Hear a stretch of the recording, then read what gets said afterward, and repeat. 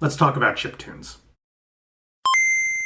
So if you've never heard the term before, it's music that's supposed to sound like what you get out of an older video game system. Think like a Game Boy or an NES, those kinds of fun bleeps and bloops. Now, when I first got into electronic music, my maiden voyage was actually with chiptunes. I started with FamiTracker on my computer. It's a free program and it sounds kind of like this. And after that, I started using something called Little Sound DJ on my Game Boy, and it sounds like this.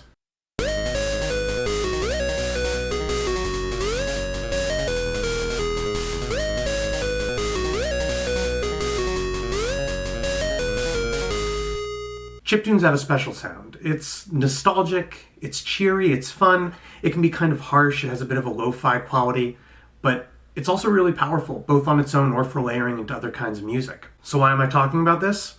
Well, I just recently expanded my pocket operator collection. I have a whole 2 now, and the one I picked up was this, the Pocket Operator Arcade, PO-20. So the Arcade has a bunch of different chiptune sounds.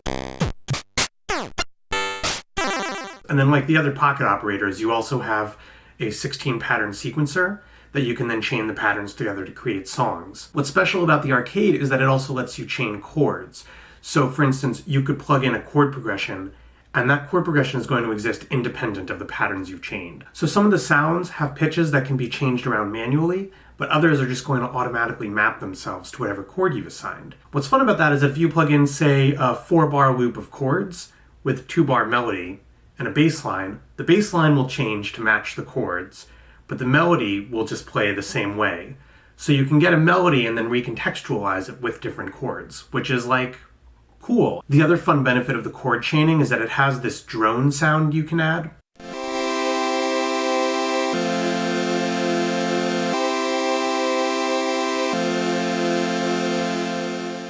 And there's also a sidechain effect you can add to make the chord drone kind of pulse.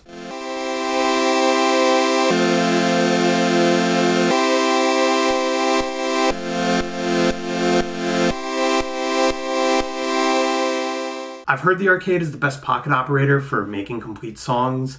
Personally, I haven't used any pocket operators besides the Arcade and the KO, so I can't really confidently say whether that's true, but at least in my experience so far, the Arcade is really good if you're looking for something to make complete songs.